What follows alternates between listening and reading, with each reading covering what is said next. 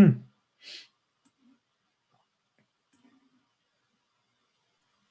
Professor. Yeah, I see the screen.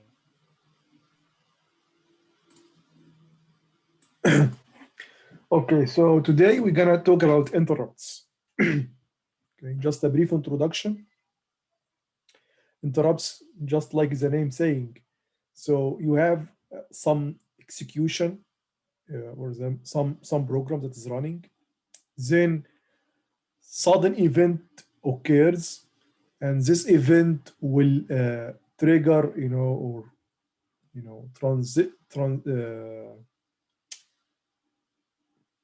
will stop or halt the main program that was running, go somewhere, do some job, then return back to the normal execution. So it's a program, a function that will only executed when some event happens. This event is called interrupt. Okay, and it's usually a hardware interrupt. Some hardware, some sensor, for example, some reading, goes from low to high or high to low. Then based on that change, on that event, we will execute some function. And after execution of this function, we go back to our normal execution. Okay, so let's have a look at this. So we need interrupt, as I said, to make our robot responsive to external events, usually hardware events. Okay, like for example, switch button, the bumpers that you have in your bumper switches you have in your kit. Okay. For example, if uh, uh, uh, you have some program, if you press the button, then the motor will run, for example. Okay, without this push, the motor will not run. Or for example, turn or stop the motor or the robot when the bumper hits a wall. So the robot was moving somewhere. Okay, then it hits a wall, the bumper switch get closed. This is a hardware event, and based on that hardware, you stop the motor, return, for example, or turn, any one of any desired event, any desired choice that you do. Or for example, you are reading some sensor, this sensor, gets some reading, some desired reading. Then you, for example, you initiate alarm. Okay, we have a reading, something like this. Okay. There are many examples. So one way to do that is called the polling. So you polling, okay, on some bin, and continue polling this bin until you see the desired value. Okay, so here you are checking some variable or a bin in the microcontroller. Okay, in a while loop, in infinite loop, until you discover the desired value that you are looking for. Okay, for example, loop until the user presses a button. So you make a while loop, for example. Okay, and you check in this infinite loop, the state of the button is switch, for example, and once it's pressed, you turn on a motor, something like this. Okay, so let's see an example using polling, which is some sort of interrupt or handling interrupt. So here in that example, I will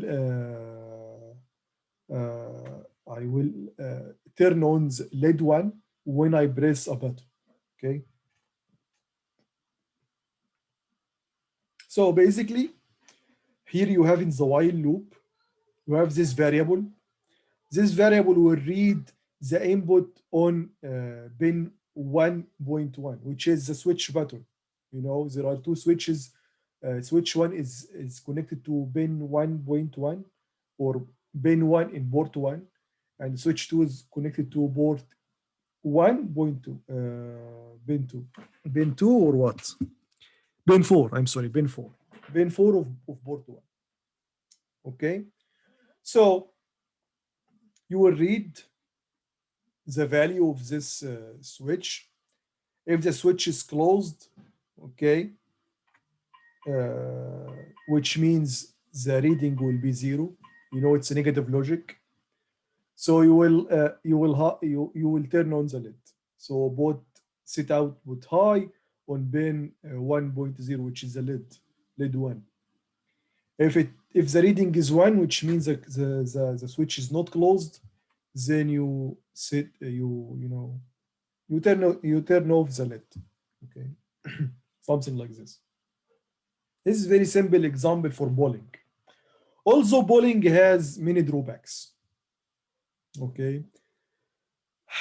First one, the software cannot do other stuff while it's checking for that bit.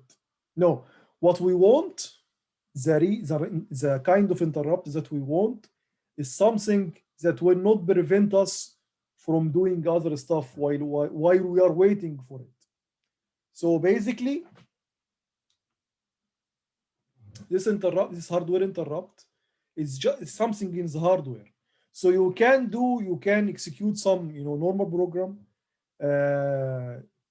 just in a regular way, and whenever the button is pressed, then you go to the function, okay, which we call interrupt service routine, the routine that will service the interrupt, the function that you do when the interrupt or when the event happens, and do some stuff there.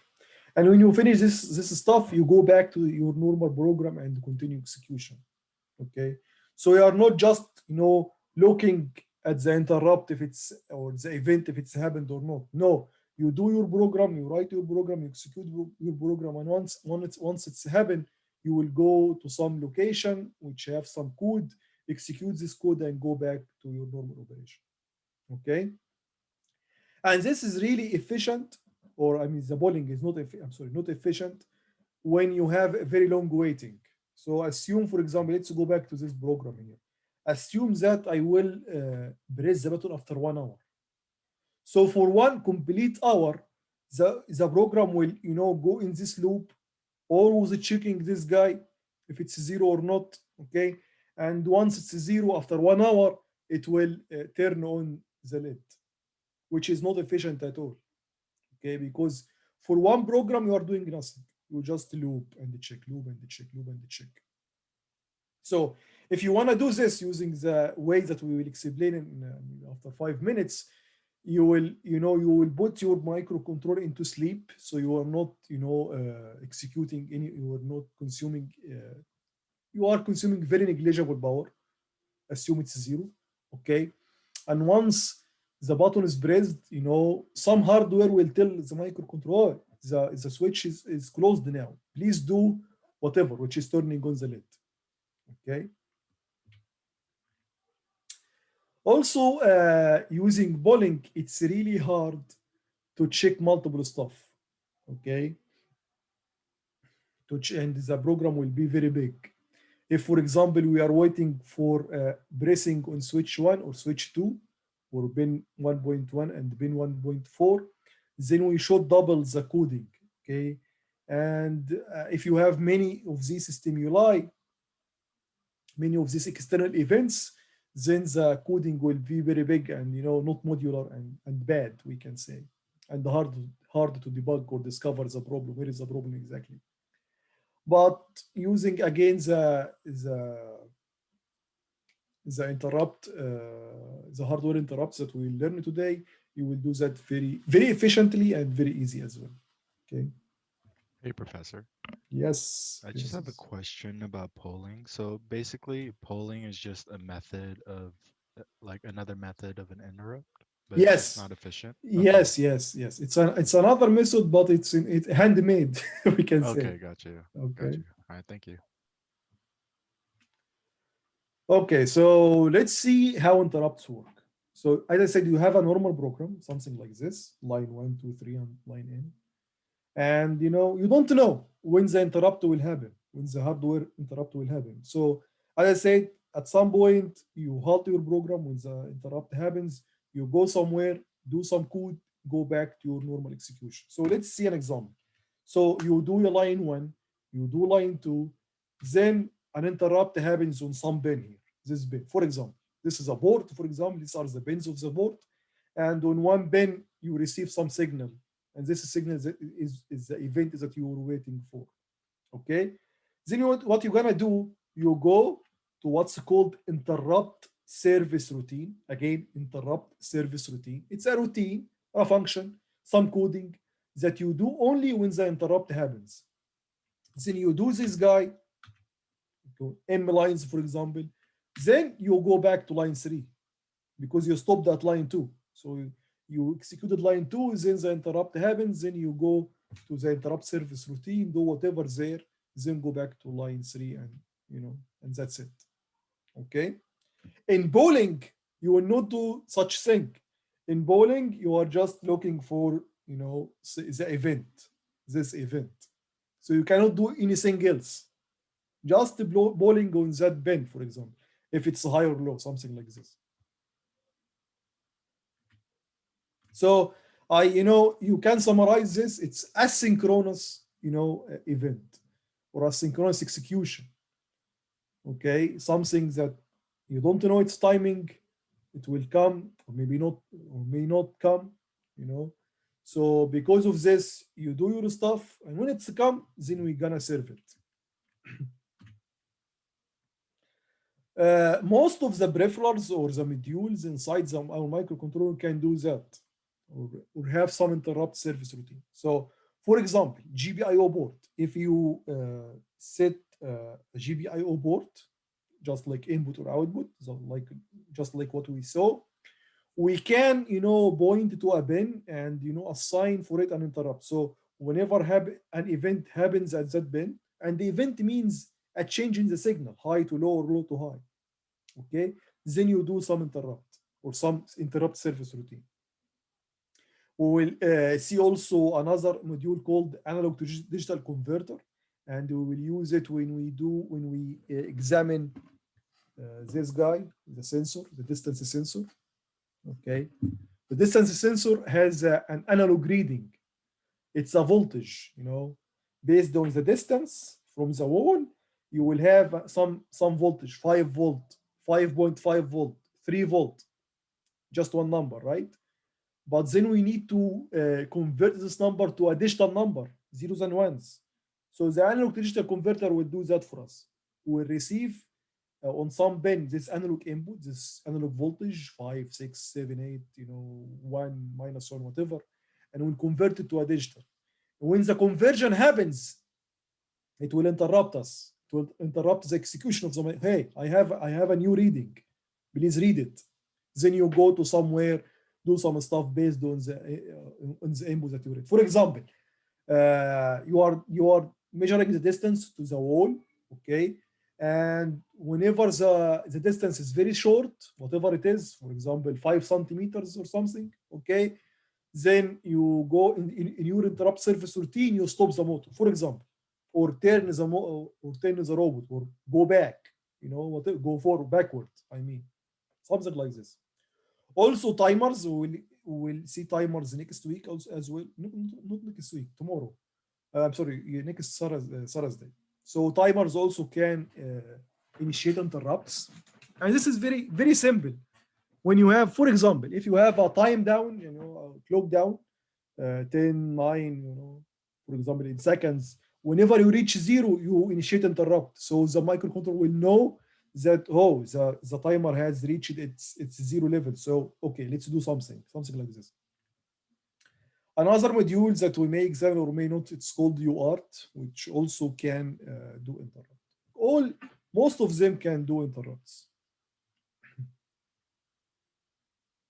So what is interrupt service routine? It's, as I said, it is just like a function, okay? Something like this, okay? But be careful here, because the naming of that function is actually very important. You cannot just invent your own name or put your own name. So each board, each module has its own interrupt service routine naming. So for example, for the GPIO interrupt on port 1, you have to use such naming, port 1 underscore IRQ handler, okay? So how we could know this naming, I will tell you in a moment. Another observation here is that it's usually located under the main. Okay, I am not sure if you can locate it before the main or not, but we may try this and see. It's very easy to try, but this question just happened to my mind right now. But most of the cases you will find it, after the main.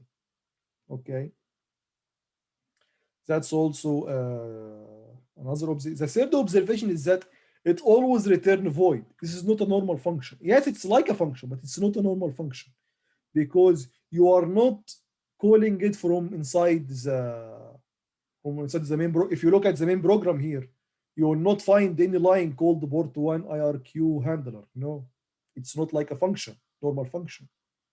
What actually calls it is the event that will happen on port 1. Okay. So how about this naming now? From where we know that port 1 has this name, UART has this name, analog digital converter has this name. So you have a file in this file here. If you make any new project, you will find all the times there's some default files that are created for you. This is one of the files that are created for you. You are not creating this. It's created by default with any new project. If you examine this file, startup MSP432P401R underscore CCS.c. If you examine this file, if you read it, you will find a section of it which have all, the interrupt service routine names. So for example, if you set an interrupt event on port 1, you should use this name here, port 1 underscore whatever. If you set this on port 2, you should use this, and so on. Timer interrupts. These are the timers.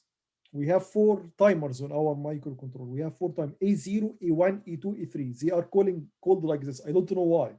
They call it A, but they call it A, timer A. Okay. So these 4 timers has also these kind of interrupts. Time 0, A0, A1, A2, A3. Okay. And these are also some other interrupts. Okay. We may touch on some of them, but mostly it's GPIO interrupts and the timer interrupts. Okay. So the bottom line here is that you should use these namings. You cannot just invent your name. If you can, of course, put your name, but you have to do some other stuff which is it's useless. Okay. You may have a bug out of nothing. So just use these names.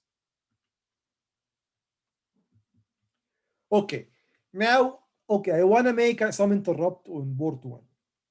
What are the steps to do that? Okay. So now we're gonna check the interrupt setup. How to set up an interrupt. Just like how to set up a GPIO as input or output, we have also some steps to follow to set up an interrupt.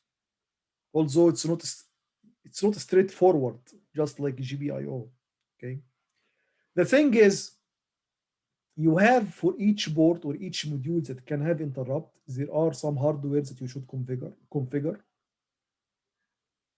And you also you have a separate module in the microcontroller called the interrupt handler, okay, module, or the interrupt controller module. And you should configure both of these. You should configure for any interrupt, you should configure the interrupt handler, which is called NVIC, nested vector interrupt controller. You should configure this guy, this separate hardware interrupt module, control module. And you should also configure the hardware for the module that you are dealing with. So each module, like GPIO boards, timer, UART, as I said, okay, each one of these modules can initiate interrupt. And each one of those is just a hardware module in the microcontroller. So you should configure the hardware inside this module that is corresponding to the interrupt.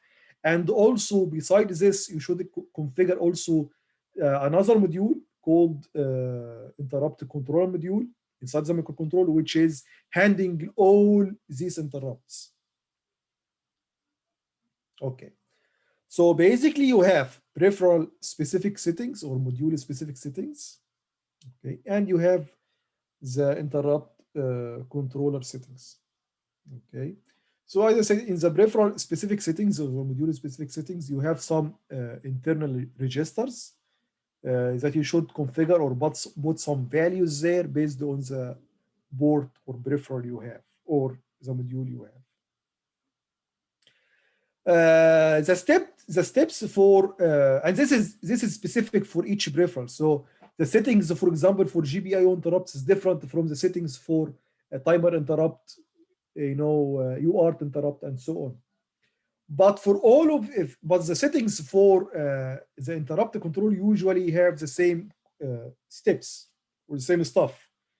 For example, the basic two steps are setting the priority, because you may have multiple interrupts and the microcontroller would know or need to know if two of them happens at the same time, which one to serve.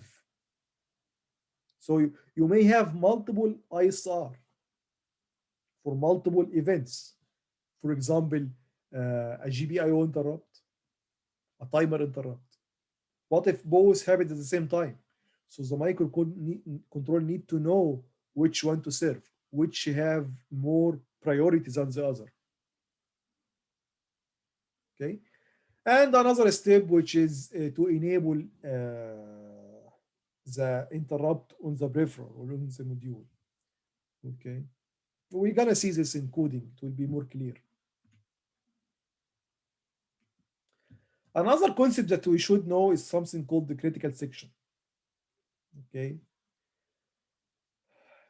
Assume that, for example, you have some part of the code that you don't want, while executing this part, you don't want interrupt to alter the execution of that piece of code.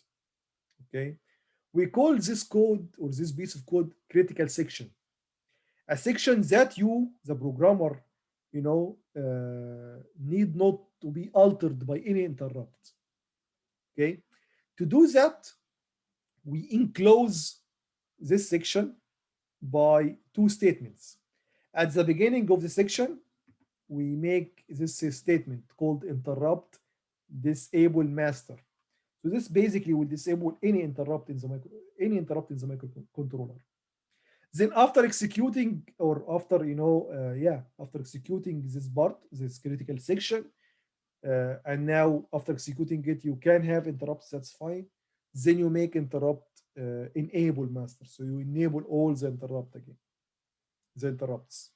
Okay. And this is basically very useful when you, of course, for simple programs, you don't need to do that. But for larger programs, you specifically need to do that when you define the interrupt itself, when you set up the interrupt. So you don't know what was running before running the new code, which has interrupts. So you may have some old interrupt routines that was basically in this code. So you need to disable such kind of interrupts. So whatever, for any code that you desire not to be altered by any interrupt service routine, just to put interrupt any disable master at the beginning and interrupt enable master at the end. Okay. For the priority, we have 8 sets of priority. That means you may have 8 interrupts at the same time.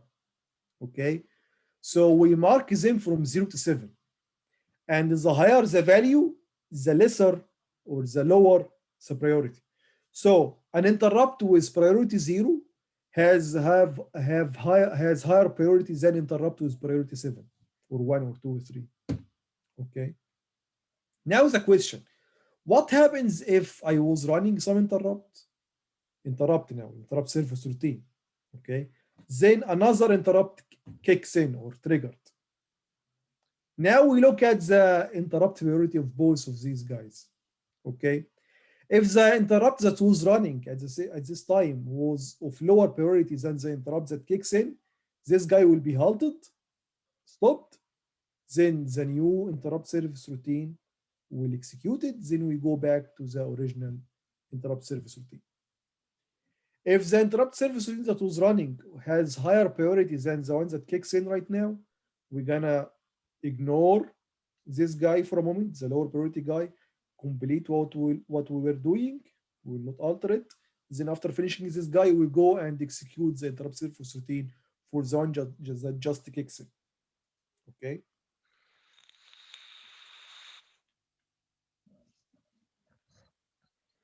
In this lecture, we're gonna talk about in specific the GPIO. So we're gonna take them not based on the discussions that we have. So when we study timer next time, we're gonna take some specific interrupt related to the timer and so on. So whenever we study the module in the microcontroller, we study its interrupt at the same time.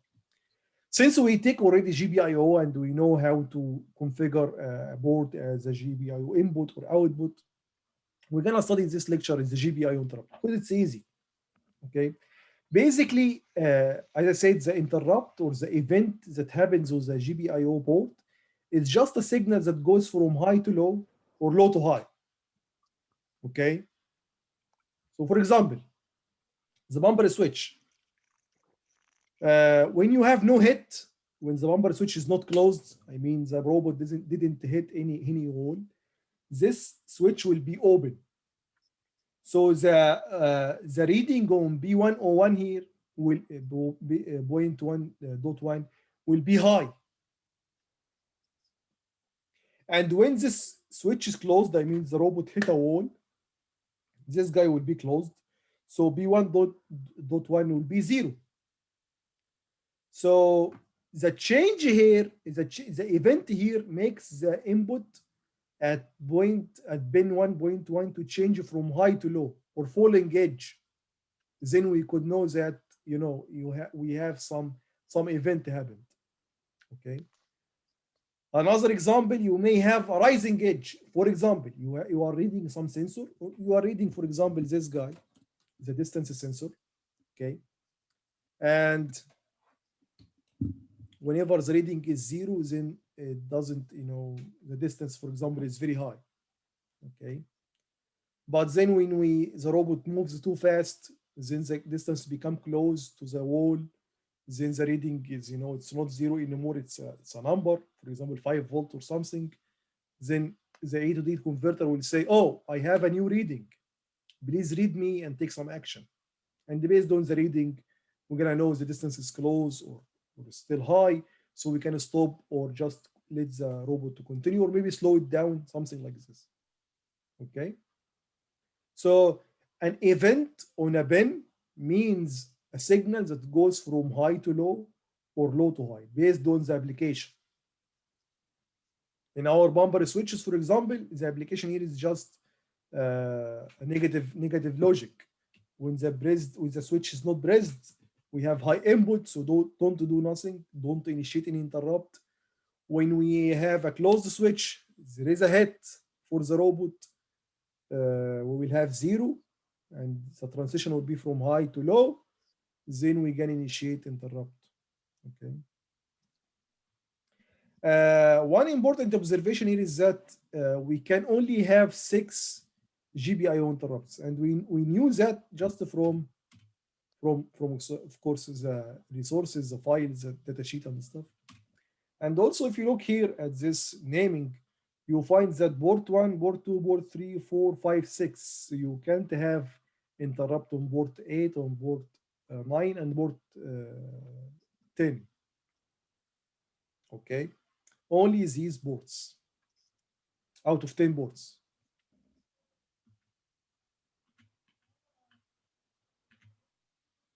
Okay, how to set up GPIO interrupts? As I said, each module has its own configuration beside the general configuration from in the NVIC, the interrupt controller registers. Okay, so for the GPIO interrupts, we have 3 registers. The first one is called BXIE. BX here means the port. So for example, port 1IE, it will be B1IE, means port 1 IE register. And the IE register has 8 bits. Okay, each bit is corresponding to a bin on port 1. Okay.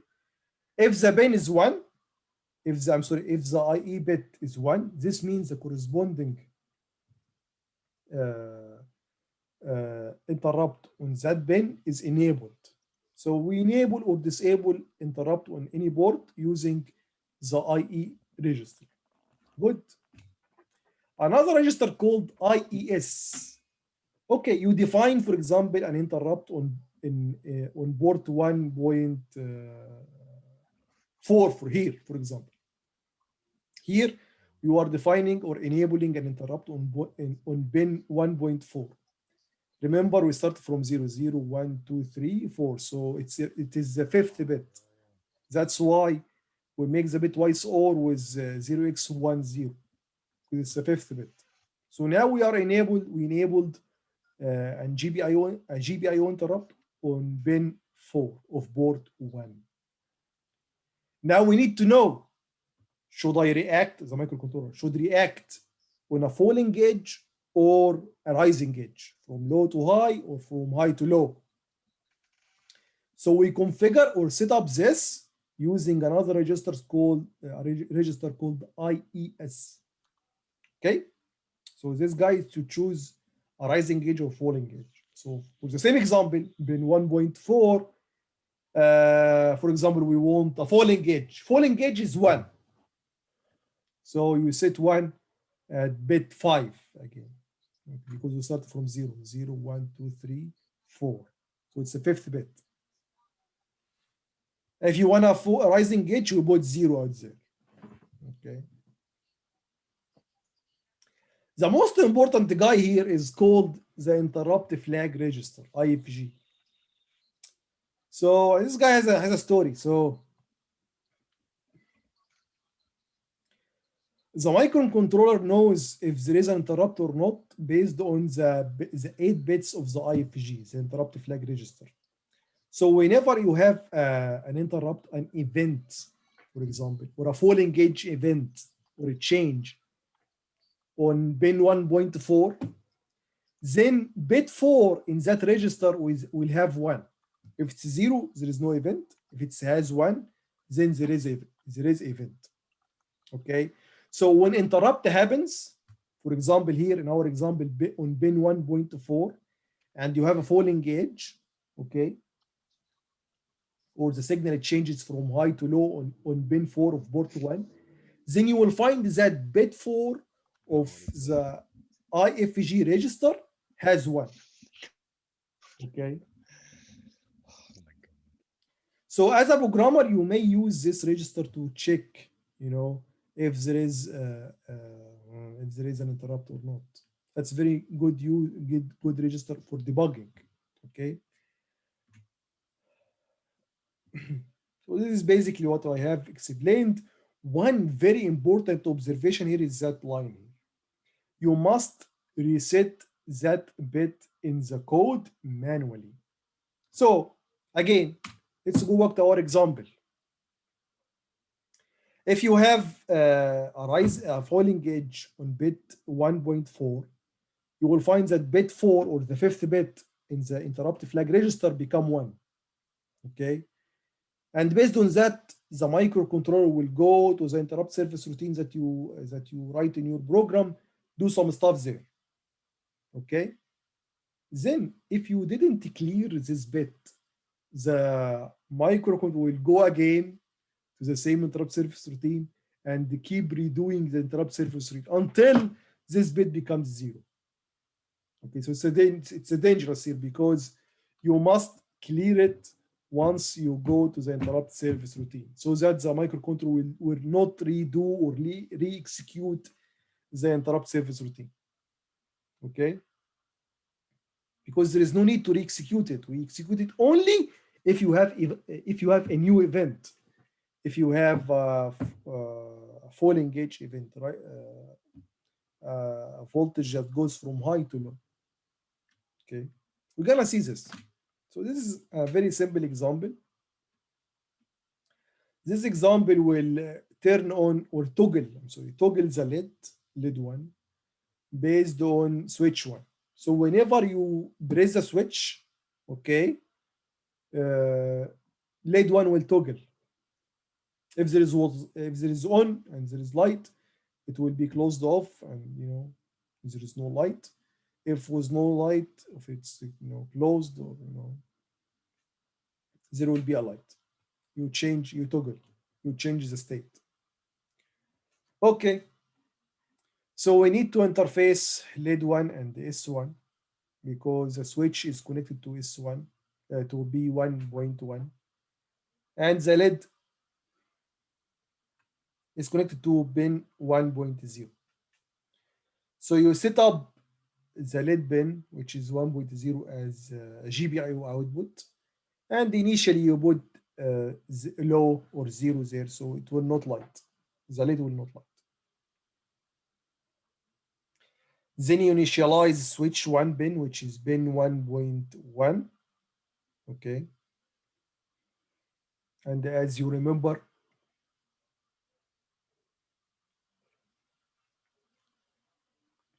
we need a pull-up resistor on that pin, and this will be a negative logic. Okay. If you remember here, it's we need a pull-up resistor. So you must activate this input pin with a pull-up resistor. Okay. What else we have? Then we initialize LED 1 and this one. Okay. Then we make the setup for the interrupt. Okay. Usually when we do the setup for the interrupt, we consider that part as a critical section, but it's optional again. Okay. So first we disable all the interrupts in the microcontroller. So we do interrupt disable master. And as you see here at the end of the critical section, after the setup, you do interrupt enable master. Okay. Now we go to the second and the third step. As I said, there are peripheral specific setup or module specific setup, and there is the NVIC setup. So let's start by the peripheral specific setup. So the peripheral now is the GPIO. So we need to configure 3 registers, IE, IES, and the flag. Okay. We will not do bitwise stuff like this or direct access, but rather we will do it. But of course, this is valid and very nice as well. But we will do using driver lib functions. So you can use these direct access examples here, but you can also do that using driver lib functions as well to make your code easier and easy to read. So for example, first,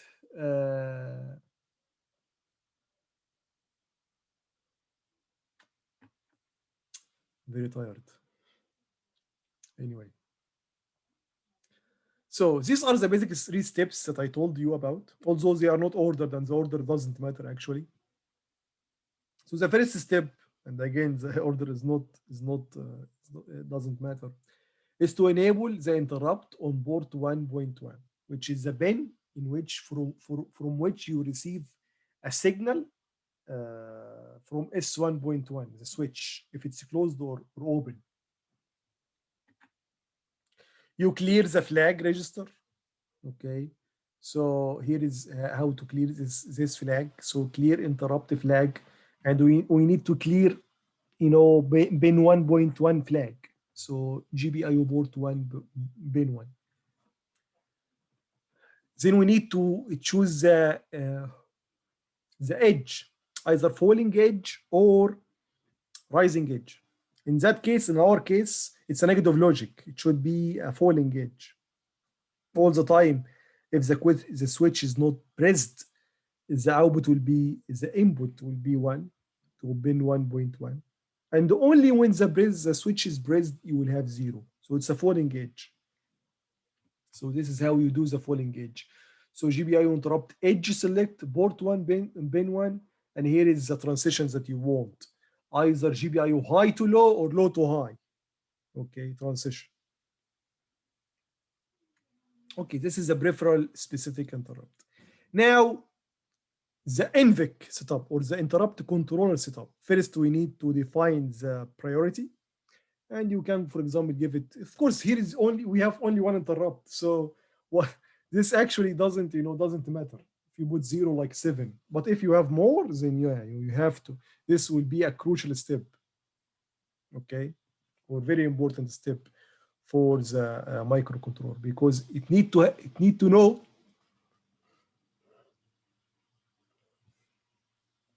if two interrupts happen at the same time, what he should do. Okay.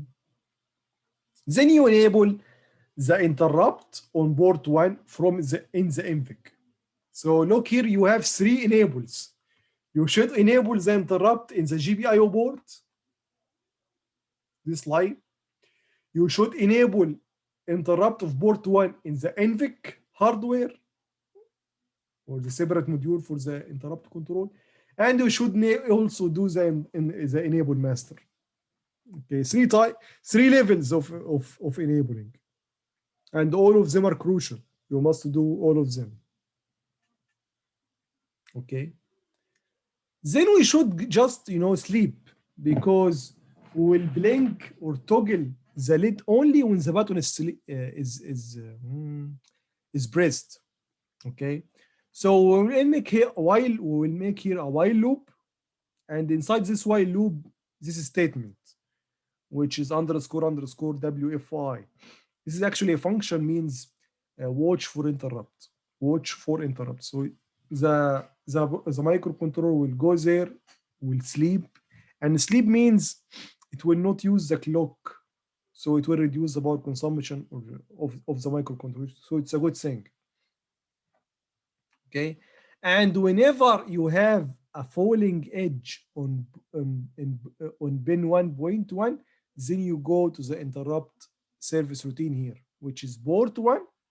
Why port 1? Because we are setting the interrupt, the GPIO interrupt on port 1. And what we're gonna do here, we toggle the LED. So we map GPIO toggle output on pin 1.0. Then the crucial step, which is clear interrupt flag, okay, of pin 1 of port 1 pin 1.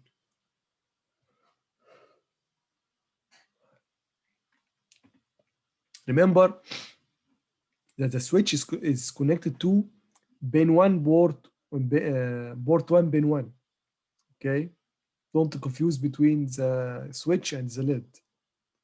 So here it's 1.1, not pin 1, or not port 1 pin 0. Okay, pin 0 is for the LED. It's output. It has no relation to the interrupt. Okay, guys. So just write this program. Okay, of course, if you have a question, ask me now.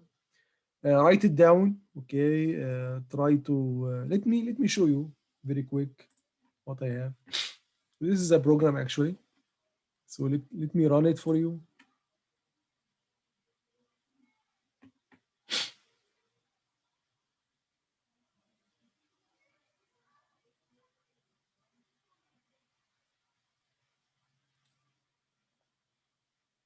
Good. So if you look here,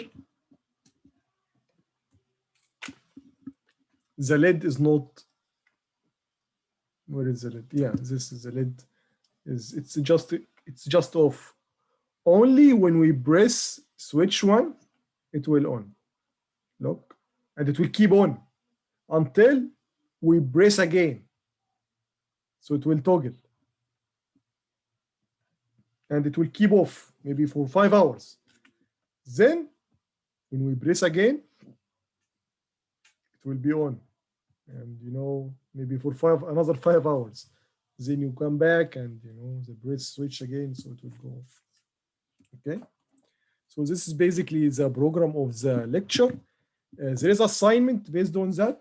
It's a very nice assignment. I published it on Canvas as well. So you drive the motor full speed forward, and whenever one of those guys, the bumper switch is closed, you stop the motor. Very simple one. Very simple one. So you just run the motor, okay, forever. And whenever you have a switch is pressed, one of these bumper switches pressed, then you stop the motor. Okay. Okay, guys, are hit, then go right, left. I'm sorry. Else, which else if the left bumpers are hit, then go right. Okay. Okay. Now you should ask me how to go right and how to go left. This is also a very nice question. Do I we will just leave. make one wheel like the right Yeah, wheel go yes, of forward course. and the other Yes, wheel go that's right. forward? That's right. Okay. So this is also very good for the project, especially the line tracking one. Mhm. Okay, or even the other one. So the maze. So if you want to make a turn, okay, remember that this guy has no driving wheel. There is no, this this driving wheel. Okay.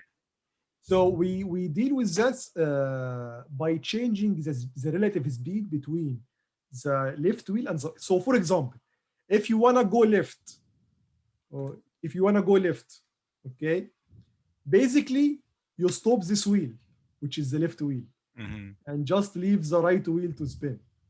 Yeah. Okay, this if this is stopped, for example, and this is you will find that the robot will make something like this. Okay. Mhm. Uh, if you want to go right, the opposite, you stop the right wheel and you only spin the left wheel.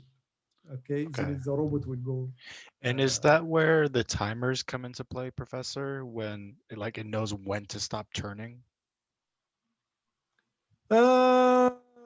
Uh, yes, Yes. Okay. yes. You may have the requirement in your application to make a left turn for 5 seconds, for example. Mhm. Okay, or left or right turn for 1 second, something like this. And yes, at that time you need the timers, but Okay. actually you need the timers beforehand to control the speed. Okay. Okay, so we will see a lot of applications based on timers when, on Thursday. Okay. Thanks, Professor.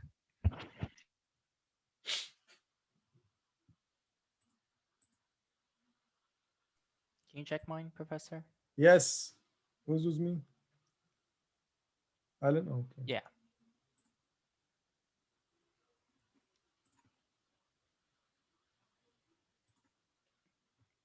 So right here. Okay. Okay. No, it shouldn't blink, Oh Alan. no, I was just pressing it multiple times. Yeah. See. Look. Yeah. Okay. Okay. Good. Good. Professor, can you check mine? Yeah, Gustavo. Okay. Thank you, Gustavo. Thank you, Professor.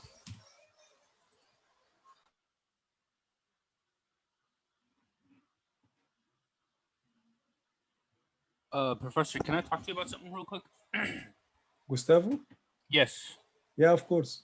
You want a Um. break room or No, public? no, no, no problem. Okay. So basically, I sent the wrong code to the wrong assignment. So Ah. I sent the bumper code to assignment 12, Hmm. and I didn't realize it. And then last night I realized it, and so I created the code for homework 12 and I sent it in. And then I sent the code that was supposed to be for 13 to 13. So I think you got it, and I don't think there should be any problems, but I just wanted to make sure.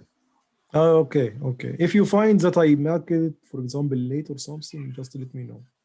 All right. Thank Okay. you, Professor.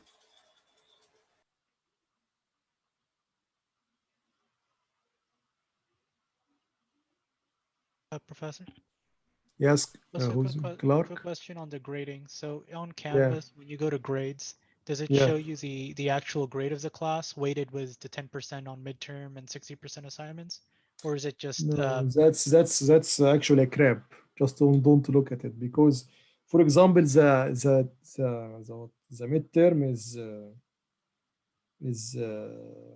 is out of 50 right now. I should scale it down to 10, and this will change. So just don't look at this. This is just a crap. This is wrong. okay? Okay. Thank you.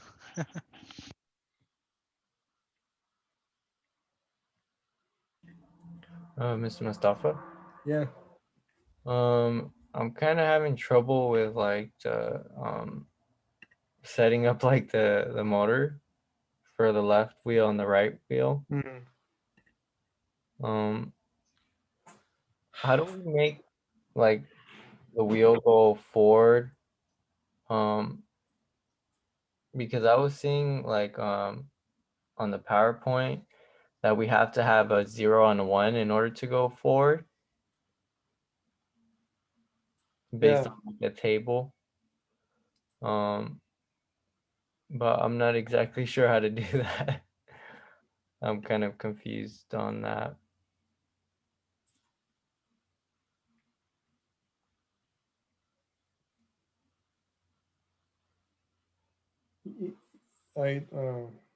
You are talking about the homework, right? Yeah.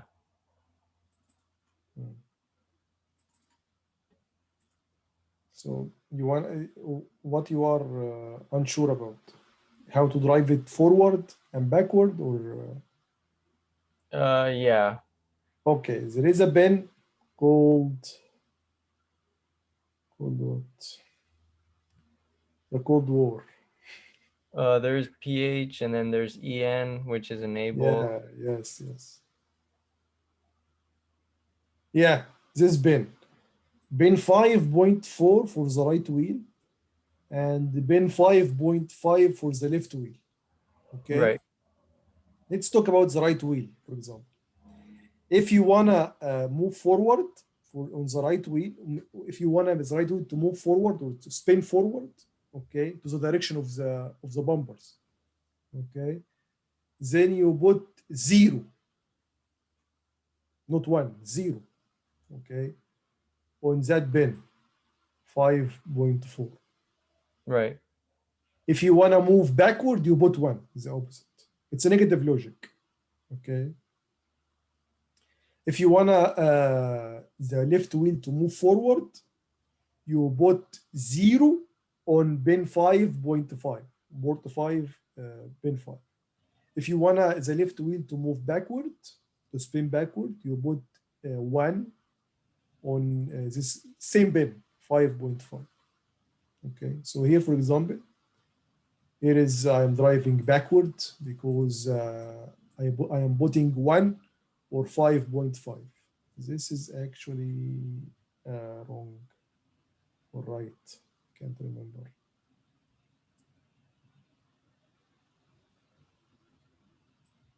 I may have confused this by, let me check very quick.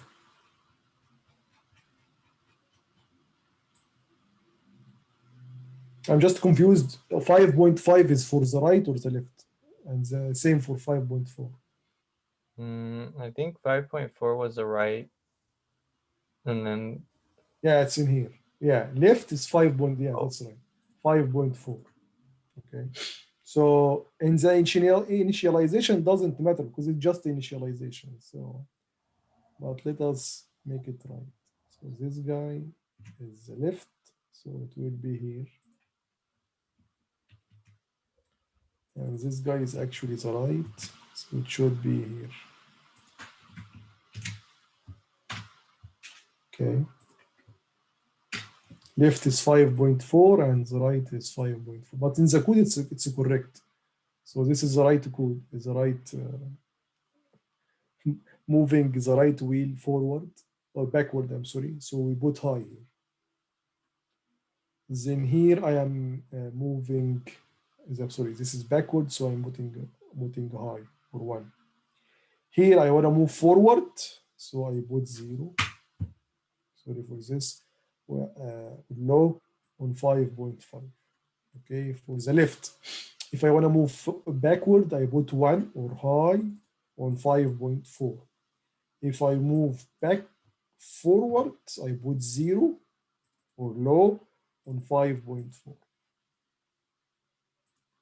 That's okay? Yeah, I understood it. Thank you.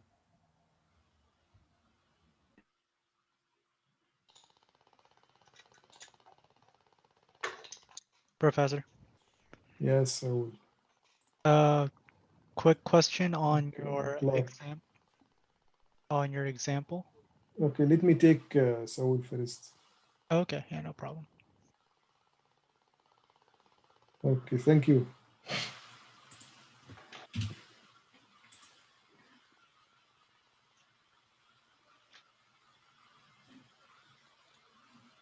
Okay, okay, Clark.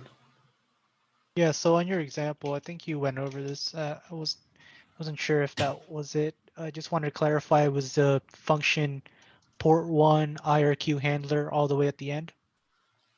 Okay.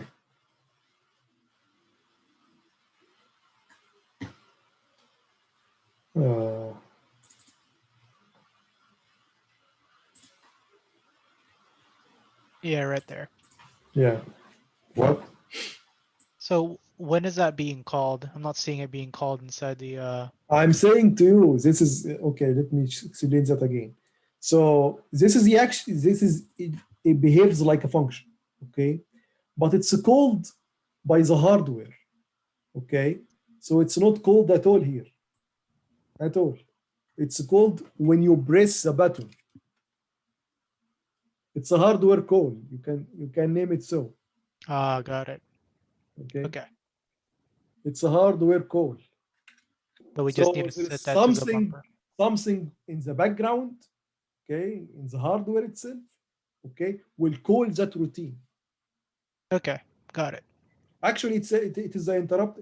You remember this INVIC, the interrupt control register? I'm sorry, interrupt control module, the interrupt controller. This is the hardware that will stop the the main program execution, go there to the interrupt service routine, execute it, then go back to the main program. Okay. So for example, let's that's very good. Okay, let's execute this and let's show the execution. Okay, I mean putting breakpoints and see exactly what's happening. Okay, I have two breakpoints. It's very I have two breakpoints. One at this line here, which is just a function. It's a built-in function that you don't need to know what's exactly inside, but it's basically it's watch for interrupt. That's it. Put the controller into sleep and watch for interrupt. And another breakpoint in the interrupt service routine itself. So let's run it. Okay. Let's continue. All the time you are watching for interrupt, watching for interrupt, watching for interrupt, forever, until you press that button here. And now, when I press the button, okay, the interrupt flag register become 1. So when I continue, look, it goes by itself. I didn't transfer it. It goes from here to here by itself. You understand? And then I think I have a problem somehow. Yeah. The cable may be not good. Okay. Let me do that again.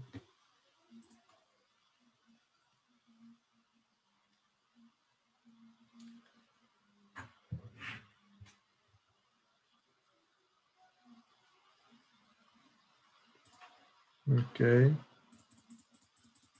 It's always there. It shouldn't stop when I press this button. Okay. Now when I continue, it goes there. Okay. So the execution transferred to another part in the program.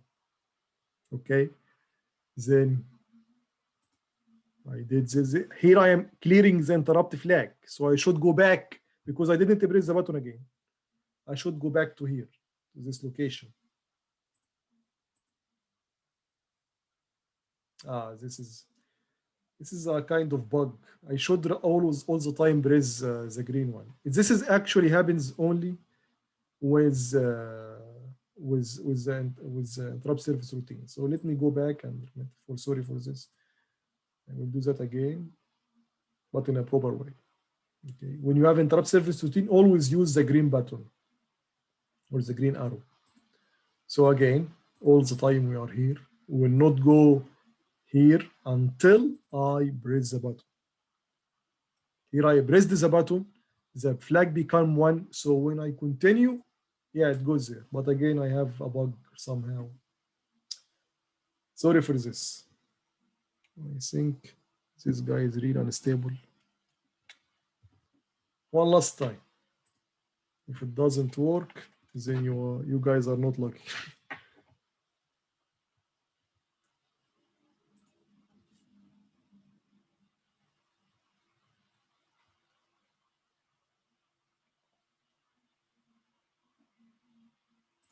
Okay.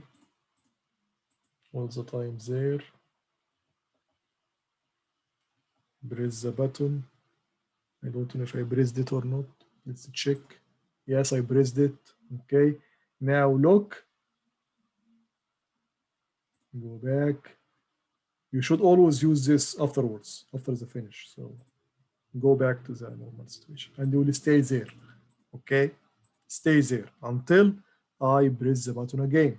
Very carefully. I pressed it now. Okay. When I hit this guy, the green button, it will go to the interrupt service routine.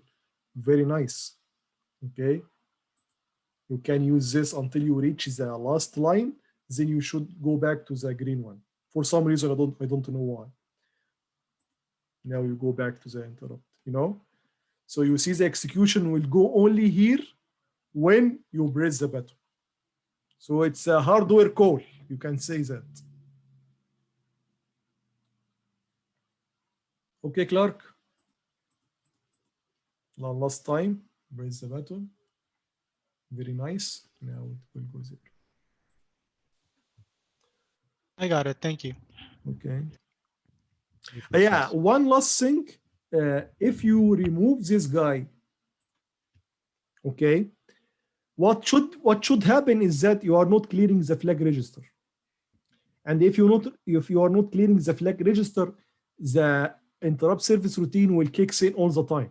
So let's do that. Or you have unpredictable result. Okay, we will see which one will happen. So let me stop this guy. Let me comment this. I said in the slides, if you remember the slide, let me check the slides with you. So in the slide here, if you didn't reset the flag, the microcontroller will execute the ISR again and again, or it will show unpredictable outputs. Okay, you may have any one of these Why do you put pin 1? Yeah, because interrupt is related to pin 1.1, not pin 1. Pin 1.0 is LED. Okay. Remember the interrupt came from when I press the button, which is connected to pin 1.1.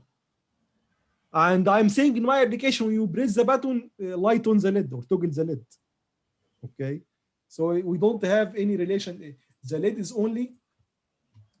is our application. But the interrupt happens at port 1, pin 1.1. I know confusing a little bit.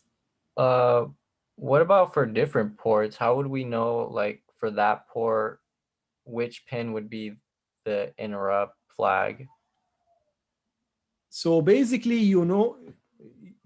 if you have a microcontroller by itself, not connected to a pin, to a launch pad like this, okay, and for your application, you know that for you want to connect your application, which is just a signal that goes from high to low, low to high, to some particular pin.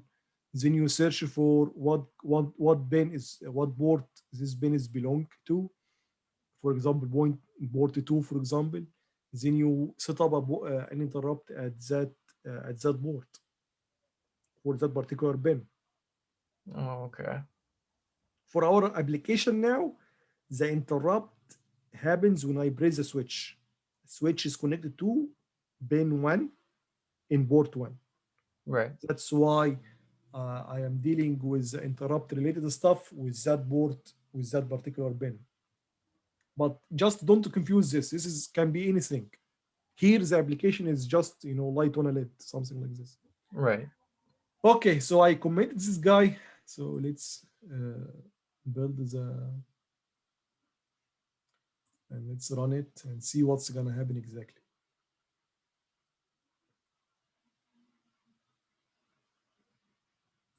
Okay, it will be 0 all the time because I didn't press the button yet. Now I press the button. Let's see what's happening. I press the button. So it goes there. That's nice. Then it will stay there forever because I didn't clear the flag. We can even check that. So we go to registers. And this is port 1. This is the interrupt flag register. If you remember, it's called IFG. And we are concerned about pin 1.1. So yeah, 1.1 is a second bit. Okay, so if you see here, 23 means 3 is first 4 bit. So 3 means 1100. So the second bit is 1. The interrupt flag register bit of pin 1.1 is 1. So that's why it keeps kicking. It cannot leave the interrupt service routine. Okay, it's not like, but of course, now if we let's redo that again. Let's remove the comment. I'm very sorry, Mr. Program. And what's happening here? I don't know. Okay, that's fine.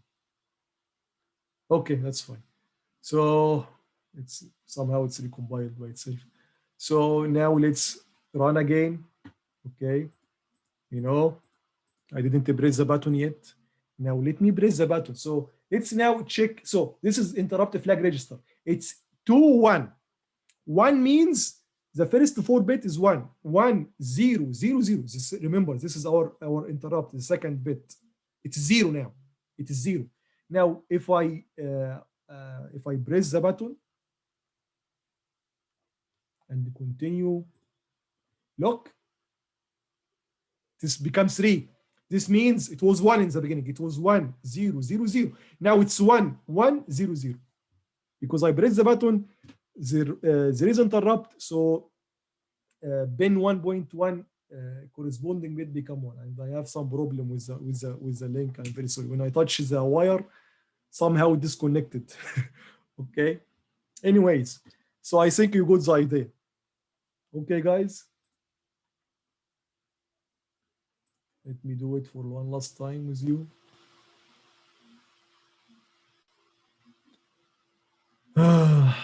Okay, so running, interrupt flag is 0.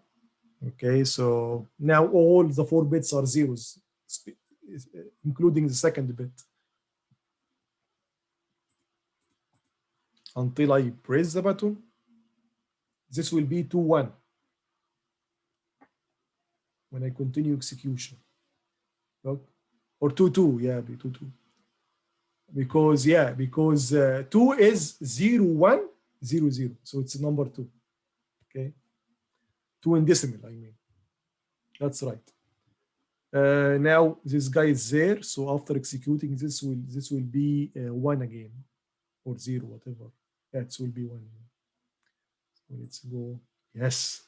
So now here is the clear. Look, it becomes 0. So the second bit becomes 0 again because I cleared it. And since I cleared it, the interrupt service will not be called anytime. So I go back to the normal execution until I press the button again. Continue. Then I will go there. Okay, guys. I think this was long and tedious, but very nice. Okay. Especially the homework. The homework is really nice. That you see the motor is running, and suddenly when you hit the bumper, then it stops. Okay. So, guys, any other questions you have? I just have one question, Professor. Yeah. For the homework assignment with the bumpers, in the main, in pretty much in main, are we just checking, hey, if bumper 1 is hit, then interrupt. If bumper 2 is hit, then interrupt. Is that how we're supposed to follow through with this? Yeah. Okay. But all of them will lead to the same stuff. All Okay. of so what I mean is that here we are dealing with one bin. So you have 3 lines. Okay. When you have 6 lines, or I'm sorry, 6 bins, you have 6 multiplied by 3, which is 18. Yeah. Unless you do the trick, this trick here. Motor driver is. It's not, it's a bumper switch, not yeah, this guy. This trick. I told you at that time, since we will do the same stuff on all, I mean, you will set all of them as input. Okay, all of them with pull up resistor. Okay, so since the same operation will happen on all of them, so you can define what they call it. I can't remember. Global. Yeah, What do we? Something like a global variable. So you can define it a macro. I'm sorry, a macro. This is called a macro. Okay. You can define a macro like this. Then look, instead of having 6 lines of code, you put this guy in here. Okay. Okay, that makes sense because my code was looking really, really long. And Yeah, I know. okay, that should simplify it a lot. All right, thanks, Okay. Professor. For the interrupt edge select, are we still using the high to low?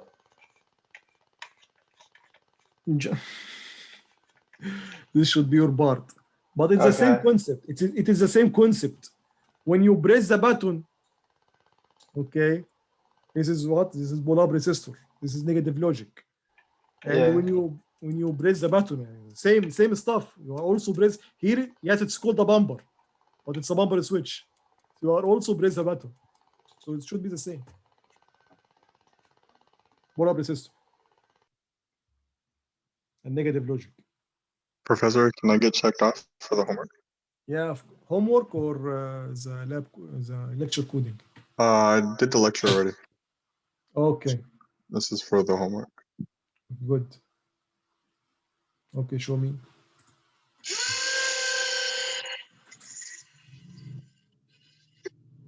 Thank you. Thank you very much. Please also send the code, okay? Okay. The thing is, because I trust you, of course, but sometimes I found a value without a coding, without a summation. So I have a doubt that I just put this number by mistake. That's why I need to see the summation as well. Okay. Okay, guys, any other questions? Okay. Have a great day. Bye-bye.